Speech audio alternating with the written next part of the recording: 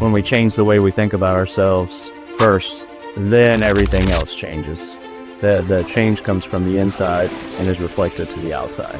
There was an example in the book. When you flip an hourglass, only one grain of sand goes through at a time. That's what's the most important point right now, is the present time. What grain of sand can you focus on right now? And the problem, and this is how it ties into this book, is that people attach those things to their identity. Our identities are incredibly fragile. The smallest little influence, like the butterfly effect, can change entirely who we are. And so I think we need to, if there's someone out there that's struggling with hating themselves or who they've become, just realize that if you can just shift some things, shift who you hang out with, shift the habits you do, your experiences, and you'll have a new self-image, and you'll go down that trajectory that is going to take you to a better life than the one that the road that you're headed down. You can reinvent yourself at any time. It's just a matter of who you believe you are, and if you don't like certain aspects about yourself, change it. It's really never too late. You would be amazed at what you could accomplish in a year.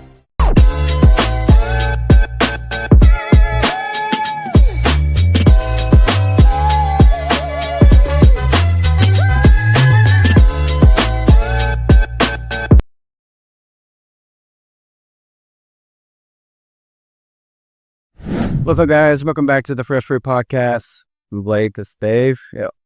And we got a great book in there. Dave's recommendation this time around, Psycho-Cybernetics. Yeah, man.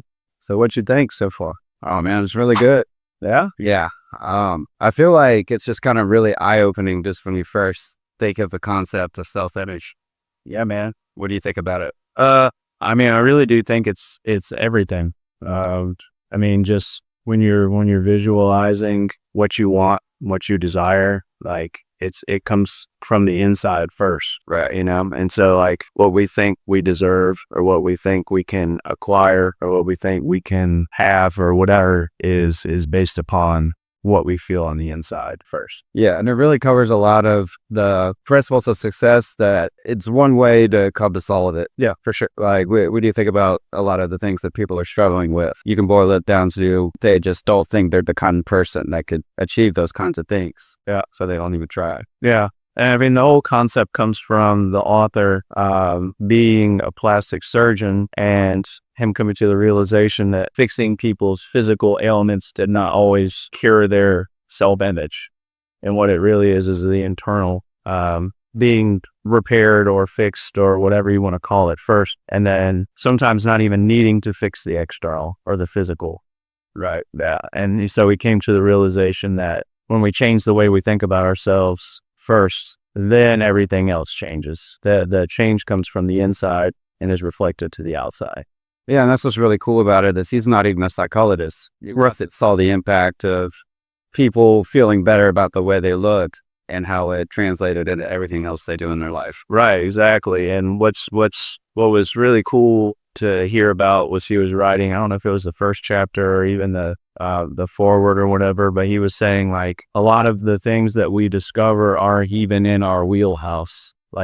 He was saying typically a psychologist would come up with something like this concept. Yeah, the subject that you're so focused on that you don't even think about outside perspectives. Yes.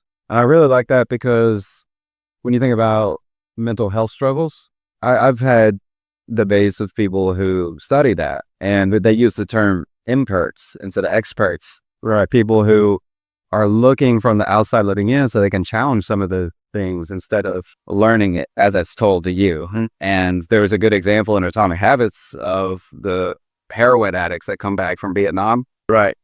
And how their studies broke what they originally thought about addiction. They tell people that it's for life and that there's no cure. Those kinds of things. They have those conceptions, but we don't really know until we test things, until we find out the truth. Life is an experiment at this point, and we're still discovering new things every day. As advanced as you think that we are, there is way more out there that we had not discovered. It's kind of like the visual light spectrum. We can only see a percentage of the light spectrum, but that doesn't mean that it's not there. Right. So there's undiscovered things out there and that we haven't even thought about or conceptualized yet. And I think that that's important, that we we look outside of what we've already discovered. And oftentimes that comes from the inside. Yeah, and one of the main topics that I debate about is ADHD, and we treat the symptoms. We test and see, oh, they can't focus, they're hyperactive, but what are they doing? Are they watching too much TV? Are they not having boundaries as far as how much technology they can use? Are they eating right, sleeping right? All those kinds of things factor in, because focus, it's not constant. If you skip a night of sleep, you're not going to be able to focus as well. Yeah. And if you're the kind of person who's drinking all the time, just the bad habits compound, and then you say you have ADHD, well, you haven't even tried living healthy. Right. That's true. And you know, another thing that I've throughout my research, and unrelated to this book so far, I'm only halfway through, but is the perspective on neurodivergence in society, is that neurodivergence is a negative or a hindrance, when in other cultures it's actually considered a spiritual gifting. And like, when we start looking at it as a gift, I mean, when you think about it, ADHD people think about life faster than a neurotypical person. Like, their brain works faster. So when you actually cultivate it as a spiritual gifting rather than a hindrance, it's another way of looking at it. It's perspective. Everything's perspective. So I think the way that we treat, I mean, everyone knows in the United States, the way we treat stuff is often Band-Aids or masks, you know, but like, for the example of ADHD, I think like if we start looking at it as like, how can we see this as a positive rather than trying to mask certain things, you know? Right. And like, oftentimes, I mean, schizophrenia, for example, like seen as a negative, but, you know, some brilliant minds are considered schizophrenic as just, how do we treat it? Or like, even do we need to treat it? Or like something that's not, you know, typical, like psychedelics can treat stuff like that, or ketamine, you know. And I'm not advocating for or against anything specific. I'm just saying, let's be open to stuff. Let's be open to more things, you know. That's how we expand. Exactly. And the problem, and this is how it ties into this book, is that people attach those things to their identity. Correct. Their self-image. Yes. See? Yeah. And we're vibing right now. Exactly. Yeah. So let's jump into it, man. You got notes on chapters here? Yeah. All right, let's hear. Well, the first thing we want to get clear is the definition of cybernetics, because I know a lot of people are going to hear that word and not know what it means, me included, as the science of communications and automatic control systems in both machines and living things. Because cybernetics is how your psychology interacts with the mechanisms in your brain. Right. So what you're saying with that definition is that we essentially have a machine inside of us that we're not a machine, that the machine of our minds is programmed a certain way. And by reprogramming that machine, it gets us on a different path. It goes back to our atomic habits. We'll probably draw back on atomic. Of course, I mean, we're going to draw back to all the books to cover. That's how we build, you know. Exactly. Yeah. Well, it changes your trajectory. Exactly. And that's the whole thing. This book really advocates for experiences over learning and intellectual knowledge. Right. So it really encouraged you to take a 21-day challenge of reserving judgment about your progress or your results, and just try. And in 21 days, you're going to see improvement for sure. You're not going to see a light kind of improvement, but it'll set you on a trajectory to become that type of person. Yeah, I mean, that all comes with, I mean, again, atomic habits is consistency, you know, like the 21 days is to show yourself that you can create consistency first, and that you have the ability to change. And then once you see those small changes, you can start adding it into other places. Exactly. So what do you got for your notes from chapter 1? I spent the last couple of days watching a television show, but it was very eye-opening, and that's part of the experience. And what I would consider like not necessarily traditional sense of forward progress, but it had me thinking about the way I process things and the way I think about myself. I think if we start seeing all experiences as things that we can garnish growth from, that you're going to start seeing that more often, you know, instead of saying like, this is a waste of time, saying, what can I learn from this experience? And you can do that with anything. And I know that's not based upon like a book per se or this book per se, but I think it is just an important lesson that I garnished over the last week. It was heavy again. Or I cried a little bit thinking about it. Yeah. And I never would have thought like just a television show on Hulu would have made me think that. But yeah, but I know off subject, but that's kind of, it's a riff. So Yeah. Well, I mean, that's the cool thing about this podcast is we take it deeper levels. yes, of course, how it impacts us. Yeah, man. Well, yeah, a cool thing about this book is they intentionally don't use chapter summaries. Right. They want you to analyze it and say what speaks to you. What do you think are the most important things? Yeah. I picked up on things that the book was saying in my day to day. And I think that's essentially the most important thing is like you like putting it to use rather than just like reading it and putting it down. And we're all individuals. So self-image isn't just like one thing. It's every area of life for sure. And it's really cool when you have something like this to make you so aware that you can actually design it exactly how you want to. Yeah. And it's gonna be different for everyone, man. Like all of our combined experiences are leading to what we experience. Like our experiences up to this point are leading to our future experiences. But also it's like, what is the present telling us? What's the like we're living right now. And I mean, I there was a example in the book, like in the maybe chapter 6 or 5 about the hourglass, man, and like how when you flip an hourglass, only one grain of sand goes through at a time, and that's what's the most important point right now is the present time. What grain of sand can you focus on right now? Like what habit can you focus on right now? What thought is leading your emotions right now? And how can you spend that to make you feel better, whatever that feels like. Some people's way of feeling better is going for a run when others are just sitting there and in quiet contemplation. So it's important to just focus on what's happening right now, and have fun with it. And that's one of the things that Kobe Bryant spoke on is whatever you're doing, do it to the best of your ability. Right? If you're washing dishes, yeah, to the best of your ability. If you're at a piano recital, focus to the best of your ability. It doesn't matter what it is, whatever part of your life you're going through.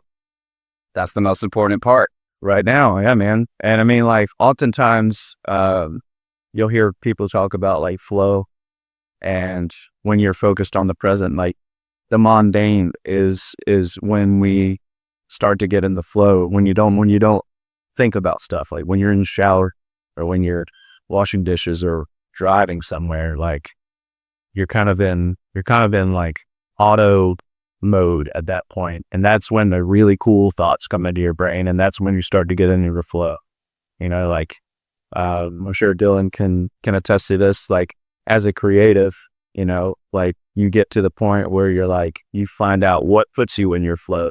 I talked to an artist the other day and he was like, my flow is I starve myself for 5 days, drink coffee and take Zens, and it works for him, and you just have to find what works for you and what makes you happy and what puts you in the flow. And then keep like, when you're not feeling those, like when you're not in the flow, you can in your mind say, this is what it feels like to be in the flow. And then automatically get back to that. You're remembering the emotion and the feeling that you had. And that gets you back to the flow per se. So does that make sense? Yeah. Yeah. And flow state would be another good one for us to go into more depth and making YouTube videos huge. Yeah. Coming soon.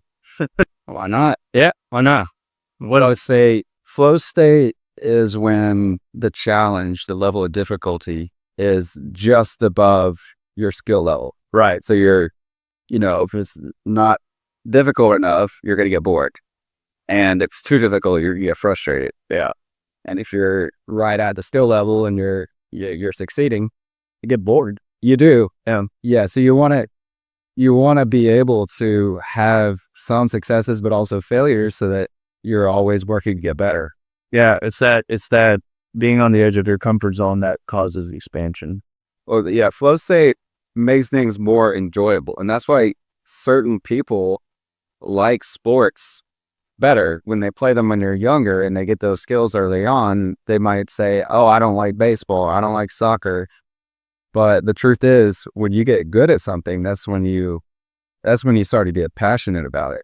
It's true. And I mean, when we were younger, we picked up on stuff a lot faster. That's just the nature of our brains until we're, like 23. We get to a point like where we're kind of like settled into our life experiences. But up until that point, we're constantly soaking in new stuff. And that's why it's so easy to like learn a language when you're younger, and it just comes naturally, especially when we have people that encourage us, like the example from Atomic Habits, like all the sisters that were the chess players, and an encouraging environment.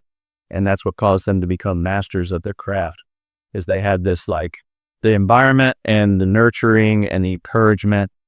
And when you have all that, it just puts you in the flow. It puts you in, and it puts you in a state of passion. It's like when you're passionate about something, you're just going to do it. You don't really think about it. You, like, she would be caught in the bathroom playing chess, and it's like the chess pieces wouldn't leave me alone. That's how a passion should feel. Yeah. And that was the other thing I was going to say, is that your environment has a huge effect on your flow state, for sure. If you're in a situation where you're trying to practice music or make a podcast and your roommate's alarm will start going off, it's going to be less enjoyable. I mean, I'm just choosing to see it as a joke at this point. So what you got on chapter 2, man?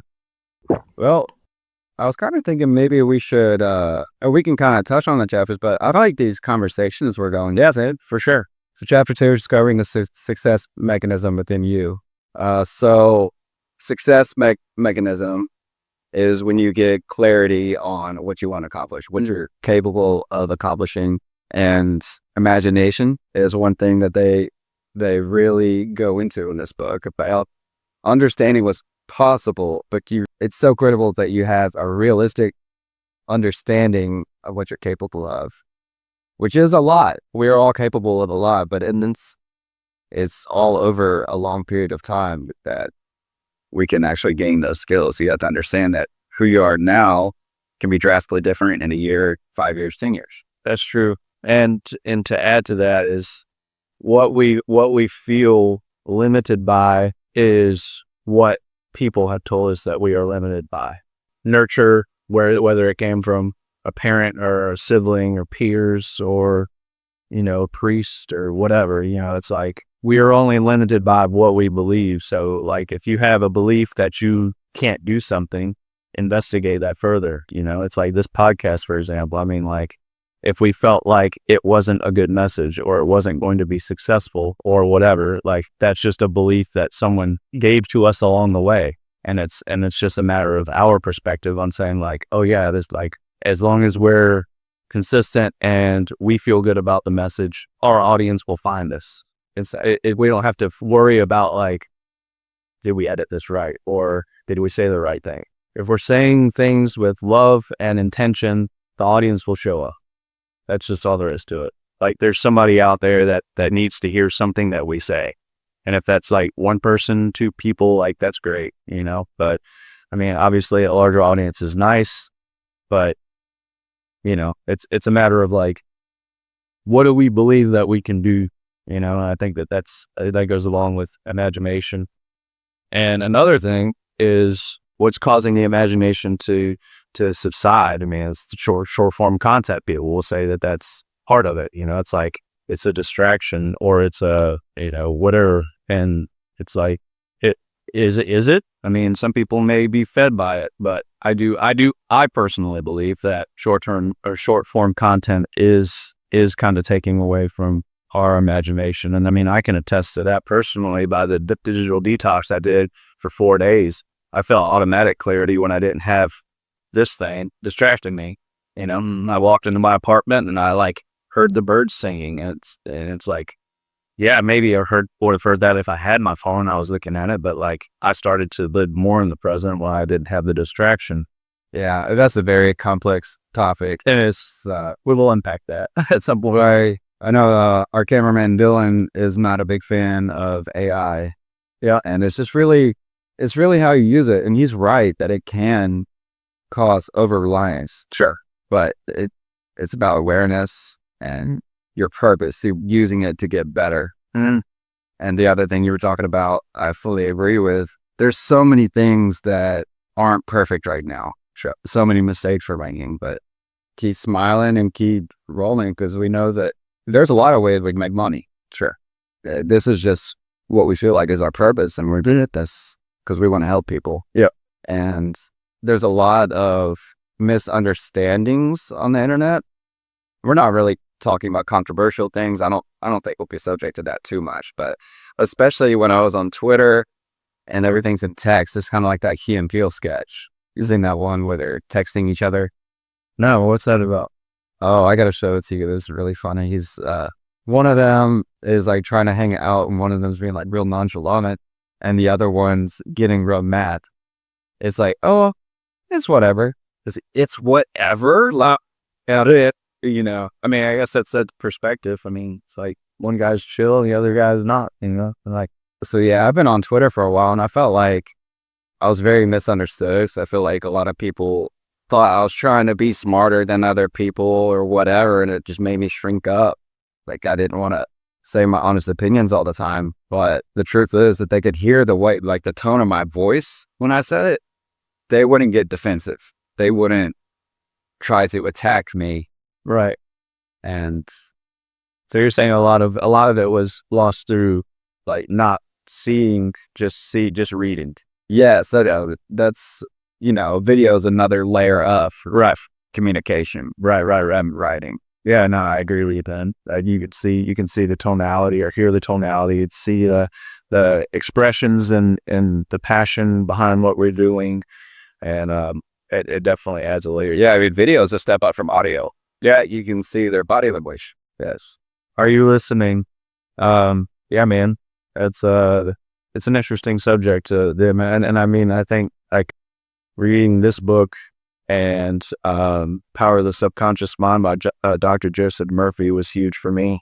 And it goes along kind of with the same thing as like the subconscious being the part of your mind that like kind of runs your day to day, but it works with the conscious mind. The conscious mind programs the subconscious mind, and the subconscious mind kind of runs everything like 95% of the time.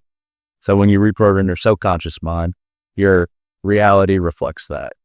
And that's part of like changing your beliefs, using your imagination to change your beliefs and change your self-image.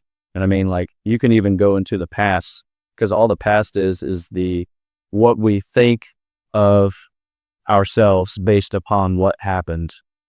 And so if you go back into your past and relive it in a different way, you can change your present now, and you can change your future by changing your present. You know what that means? You know what I mean by that? For sure. And one of the things they said in the foreword of this book was that why would you wash your face with manure instead of using clean water, right? Meaning, why would you focus on the dark side of your past, the failures, the things that keep you up at night, when you could be thinking about where you've done well?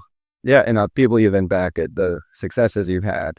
Things that could drive you forward instead of things that make you continue to use coping mechanisms or not live up to your potential because you don't think of yourself as highly as you should, right? We're all humans, and there's going to be struggles no matter what. It's a human condition. And that's part of reflecting though too. Like understand we shouldn't focus on our past necessarily, but it is what made us who we are. But when there's a habit that you consider negative or a thought that you consider negative, you can say, what caused me to think this? Who handed me this thought that I now believe? And then once you reflect back on it, you can say, like, go back to your childhood and say, this is what caused that, and now I don't have to think that anymore because I am a limitless being. I can produce and do anything I put my mind to, with a certain extent, obviously, but that's part of the reflection process. And then reflecting on your previous successes, like you were saying, is wildly important rather than focus on what you would consider failures, which aren't really failures because they made you who you are right now.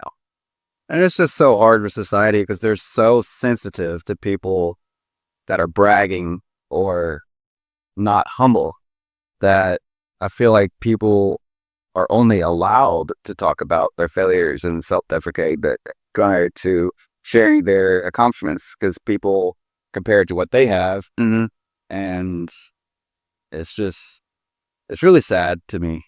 Yeah. No, yeah. Go ahead. Sorry.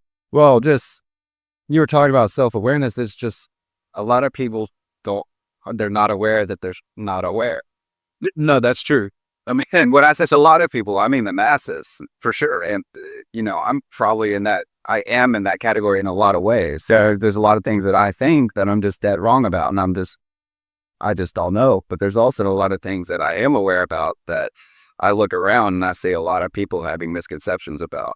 Yeah. And the thing is, though, it's like, you're not wrong about anything. Like, what you believe to be true is true to you. So you don't have to say like, I'm wrong about this. It's just your perspective on that. And I mean, like, what you consider good and true for you may be not good and true for someone else. But that's why self-awareness is so important, is because what's true to us and what makes us feel good is what's the most important thing to us. That's why looking for external validation is one of the worst things you could do, relatively, in my opinion. But some people need that sometimes. I still need it, man. Like, I look for external validation all the time when I know I should be looking inside and asking myself, how does this make me feel? Obviously, I don't want to make like nothing malicious, and I only try to do things through unconditional love and acceptance. What makes me feel good? And I need to do that more often. I think we might have a little disagreement of opinions on that one. Okay. Because, it depends on the context you're talking about, but I just feel like in a lot of situations, there is an objective truth. And sometimes nobody knows, or very select few people know, but everyone will argue about their bits of information. So I think it is important to keep an open mind and understand that you can be wrong. And a lot of times you will be. And a lot of times it's good just not to have an opinion at all of things. You just, a lot of people say that sometimes the smartest people in the room say, I don't know. Yep. And other people think they have all the answers. That's true. It's the Dunning-Kruger effects. Dunning-Kruger effects. Where's that from? You know where that, well, obviously there's probably some psychologist somewhere that said that. I think it was two scientists named Dunning and Kruger, but the concept is that basically the less you know, the more you think you know. Yeah. And the more you start to learn, the more you realize you don't know. Yes, that's the whole thing. Is the more you get educated on something, the more variables you know, the more complicated, the more shades between black and white you understand that there are. And basically everything. That's facts, man. I've learned that myself. Like, and that was part of like me saying like looking for external validation, not just like seeking it out from other people, but like researching experts, or people that I look up to.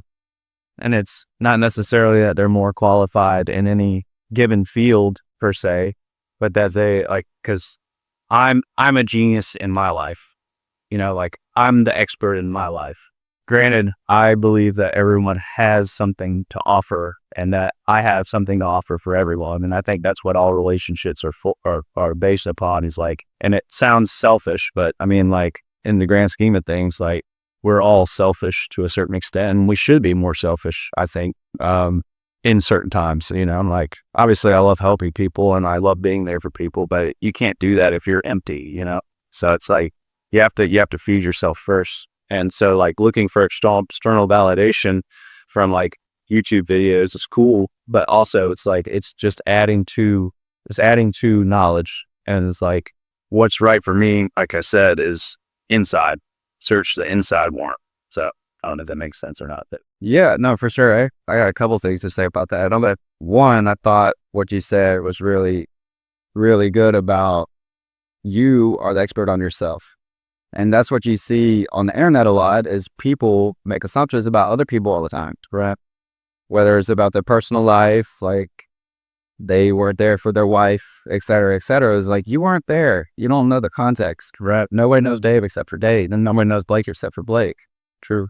There are limits to that. 'Cause some people are out of touch with reality, but in general, nobody knows your story as well as you do, and people will throw stones without even knowing the truth. Yeah, and I mean that's why we shouldn't let other people's opinions of us like deter us from doing anything.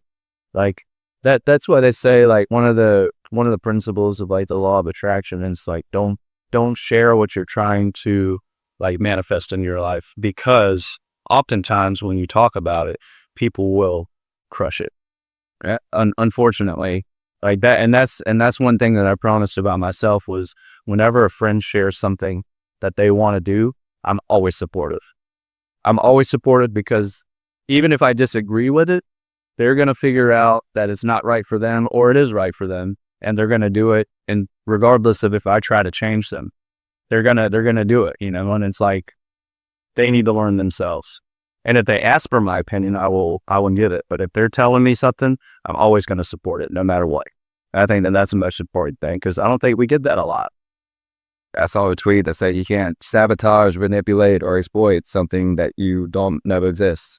Right. So keep your because it's good, man, to yourself. Yeah. And, you know, I've been doing that wrong a lot of like telling people what I'm going to do, and then time rolls by and I haven't done it. Yeah.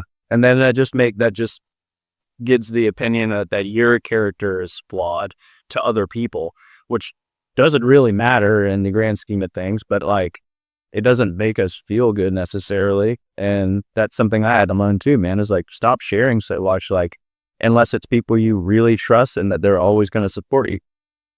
Because what's the point of having someone fight you on something? And it's like, what do you want their opinion on it? I mean, if it's something you want to do it. Yeah. Yeah. But I'm also a big proponent about being honest with things. Oh, sure. About things with yourself and with other people. And just if you're messing up, don't pretend like you're not with yourself or other people. Yeah. And going back to what you were talking about earlier, I have friends, and I'm talking about myself too here, that because they're so aware, because they consume so much content and I'm not doing stuff about it, like self-help stuff. This is what this book goes into, is you're trying to attack it from a knowledge-based perspective instead of getting those experiences. Right. Because this book talks about how experiences can change your neural pathways in your brain. Tax do. Like, I always go back to, this is a really obscure reference, but I started watching this YouTube series a long time ago. I don't watch it anymore, but like, it was really eye-opening. This guy bought a deserted, like a deserted mining town in like Southern California or something for like $2 million. And it had like some structures, and he started rebuilding the structures. And then he found that the mine elevator still worked. So he started going into the caves and exploring the caves. And he said, this is my passion now. Like exploring caves. I love it. And it's like, how would you know you love it if you didn't do that? Mm-hmm. And oftentimes, like, I know that I'm not a fan of like caves, but I haven't tried it yet. So that could be my passion. Who knows? But until you try it, you know, if you sit around and watch TV all day and that makes you feel good, cool. But oftentimes it's like, go experience something new, man. You don't ever know what you're going to like. I mean, people like fear skydiving until they go skydiving, and then people love it after that. Sometimes they don't, and they don't have to do it anymore, you know? So experience is the best teacher. And that goes back to a book that I heard referenced in a YouTube video from Ali Abdaal. He was talking about, I believe it was So Good They Can't Ignore You. Okay. Where you got to, you don't get the passion first. You do the thing, you get the experience, you start seeing progression, and then you start to love it. And that could really be anything. That could be a lot of things. Anything, man. Anything. I was like, another series that I watched, I can't remember what it was called. I think it was a Netflix special that the Pope was a part of. It was essentially interviewers and camera people that were below the age of 30, interviewing people that are above the age of 75, and like asking them like what part of life, like what experiences changed your life. In an interview, like this lady that I use skydiving for example because it was one of the examples in the show. Is like she didn't start skydiving until she was like 60 something, and how she's done it like 800 times. And it's like, and she loves it. And it's like, how would you know you didn't love it until you did it?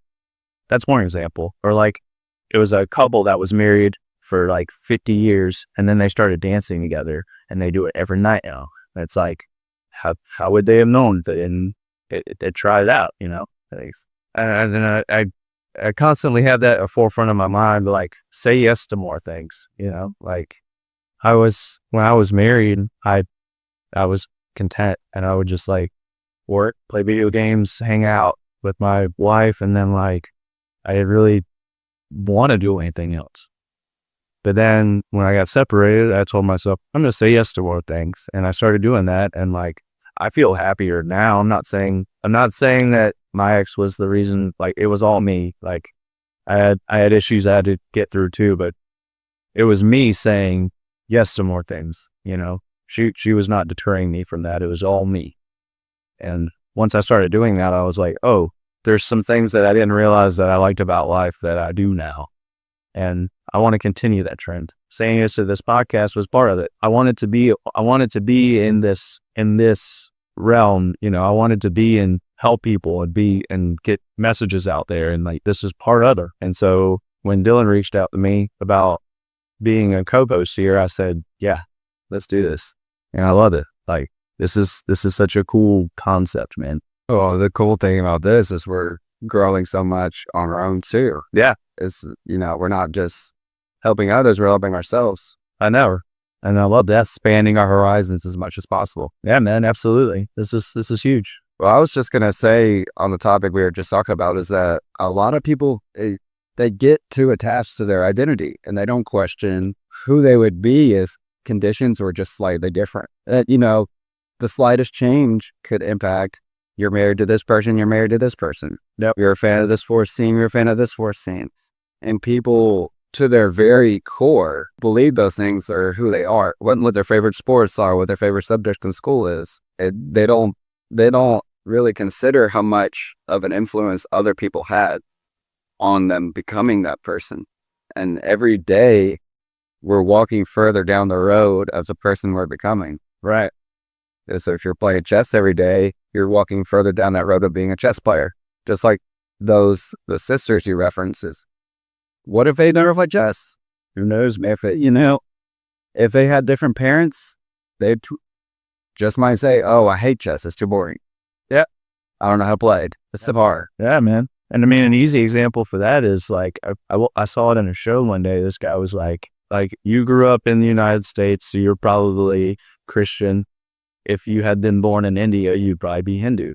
Probably. Exactly. And it's like, yeah, it's a matter of like who is in our immediate surroundings. And that's another part of the expansion is like reaching out to other people and like learning from other cultures. And that's why like traveling is one of the most important things you can do.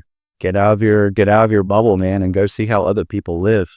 And you'll see it's just magic, man. Like the other cultures are more family oriented than our culture. Other cultures are more spiritual than our culture. And I'm not saying just as a generalization, I'm using it as an example, but like other cultures have better diets than our culture. And this is just things that I've observed, and obviously my experiences are relative too, but it's just like, that's part of getting out of your comfort zone, going experiencing new things as you discover new things about yourself too. And that was one of my biggest cynicisms with religion is, why am I supposed to think that the religion I was born into is more correct than any other one in the world?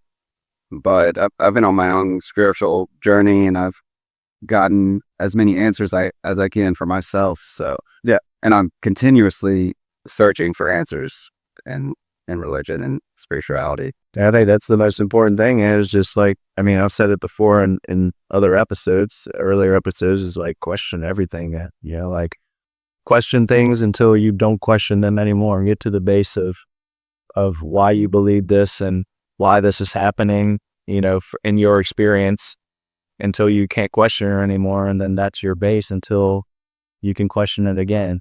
I just think the bottom line of this discussion is that our identities are incredibly fragile.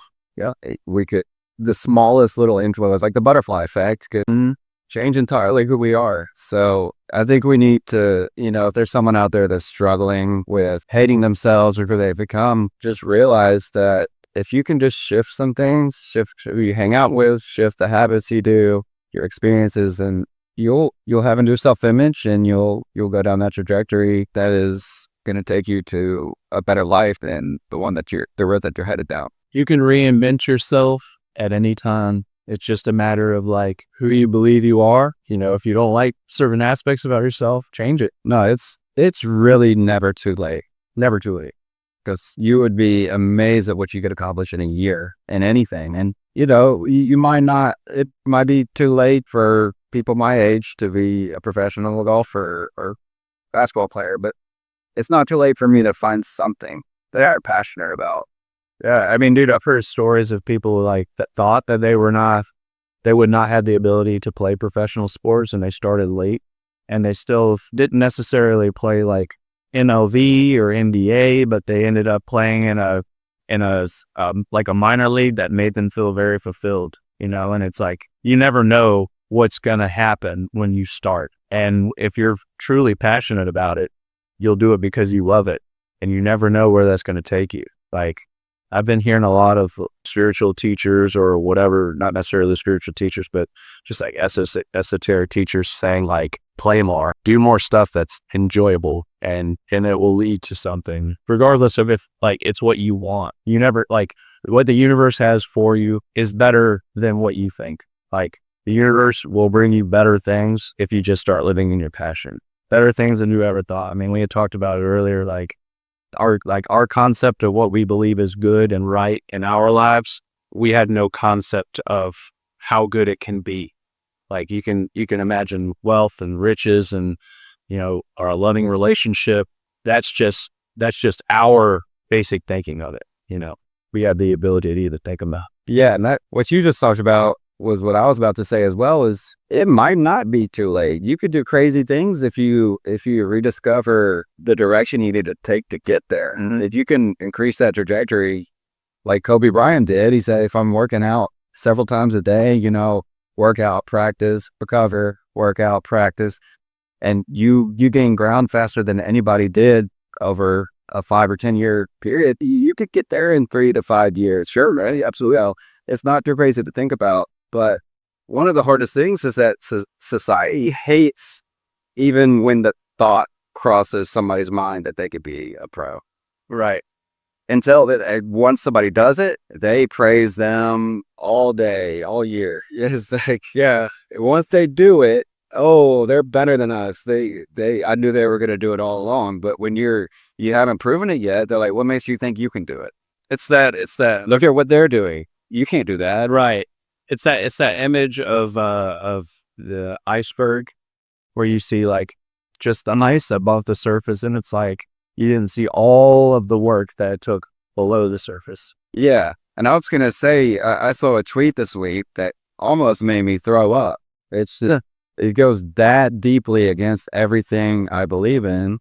There's this golf account talking about if you took a scratch golfer who's 25 years old, gave him unlimited time, access to all the best equipment and trainers in the world, could they reach the PGA Tour? He said that the odds were 0%. Okay. For any scratch golfer. Okay. And I had to say something. I said, this is the most flagrant example of loser mentality that I've ever seen in my life. But think about it. And what really, really made me sick to my stomach was he tagged Billy Horschel, a pro golfer, and said, what do you think? And he said, I hate to burst y'all's bubbles, but you're probably right. That's just their beliefs, though, man. I know. I'm just sitting here like, okay. They're also saying like, oh, these PGA golfers were doing this by the time they were 15, 18 years old. It's like, okay. So you're telling me that someone who starts as a child without any of the knowledge that these people have, what's the rate of learning for a child compared to a 25-year-old scratch golfer? Hard to say. Yeah, they can make that much progress between the years of 0 and 15. Why can't a scratch golfer, because there are 40-year-olds on the tour, why can't a scratch golfer get there in 15 years? Yeah, the odds are 0%.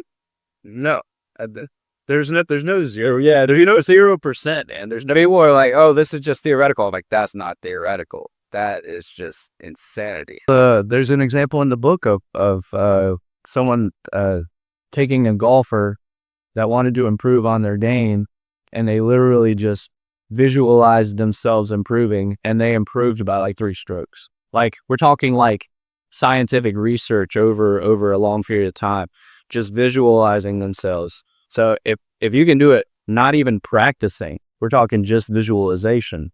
I mean, there's no way that it's 0%. And so, like, yeah, whatever account that was, like, I rebuke the 0%, but like, he can believe whatever he wants. My friends that see me golf, they know I can be comically bad sometimes, or I'm not consistent. I don't practice. Yeah, but I'm 100% sure I can make the PGA Tour under those conditions. I'm 100% sure if I don't get hurt, unlimited time, give me a decade, 15 years, sure, all the equipment and the best instructors in the world, I'm 100% sure. Well, I mean, look at like John Daly, for example, man. Like, yeah, I mean, he came and won the PGA Tour hungover without practicing. Yeah, and it's like, how do you explain that? Yes, and that's the thing. None of these rules are rigid. No, you can do anything as long as you solve your personal puzzle of how to get there. And what separates sometimes the good from the legends, like the Michael Jordans and the Kobe Bryants, is those guys are the purest of the pure. They're not partying. They're not staying up too late unless they're working on their jump shot, or they're thinking about the game or whatever. They are obsessed with the game and every other area of life that impacts that. Kobe Bryant was talking about strengthening his hand so he can palm the ball, doing those little things that separate you. A lot of people are doing those things. I know.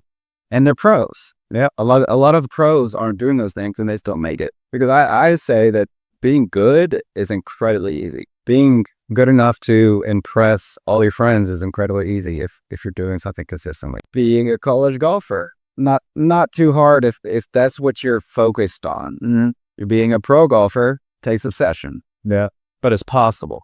Yeah, the thing is, like, one of the things not necessarily I've struggled with, but I've thought about is like what your definition of, not yours, but just in general definition of success is. And I'll give an example for the pro athletes. It's like maybe their definition of success is being the best at their game, or maybe it's a certain income, or maybe it's impressing their father or their mothers. But like, for example, and like sometimes they live, clean living, sometimes not. Like John Daly, he drinks Diet Coke and he smokes, and it's cool, and it's if that's what he likes, fine, cool. And he obviously is successful and he loves doing it, and he's at his bloke. But like, I look at examples like professional rappers, man, like they're not living clean. They're out there, in the streets, and they're, smoking weed and drinking and living the whatever life you want to consider it. But that's what they consider success. And if that's what you want in life, reach out there and do it. But you can always change your way of thinking too. You can say, like, I don't feel like this is successful anymore. I don't feel fulfilled doing this anymore. You can always change your mind. So I'm just saying, like, I don't think it's wrong if someone says, I feel like I'm successful by doing A, B, and C. If that's how they feel and they work towards it, by all means, do what you feel is best. But then that's why I was always saying, like, I think it's important to support people in their endeavors, regardless of if we agree with them or not. Because oftentimes I would say, like, oh yeah, it's probably not for the best to be living a party lifestyle and doing this, but some people want that, until they don't anymore. Yeah, but John Daly did not reach his potential anywhere close to it, because it is 100%. It's not theoretical that if he was healthier, he would have done better. You got to have a degree of professionalism. So he overcompensated in other ways. He was obsessed with the game. He loved the game, and you can't understate how his work ethic in other areas allowed him to be who he was. Sure. And the other thing I was going to say is that sometimes you do have to overcompensate, because some people don't have to work as hard. People who can throw 100 mile per hour fastball, people who can Victor Wembanyama. Yeah. Victor, that's a great example, because if he didn't have the habits, the discipline, the mindset that he did, he'd just be an average player. So we're just going to finish up real quick. Any final thoughts on what we talked about? Yeah, I think because we didn't really get too into the weeds of all the individual chapters, but it really spawned a lot of great conversations. The main takeaway is your self-image determines who you're going to be in this life.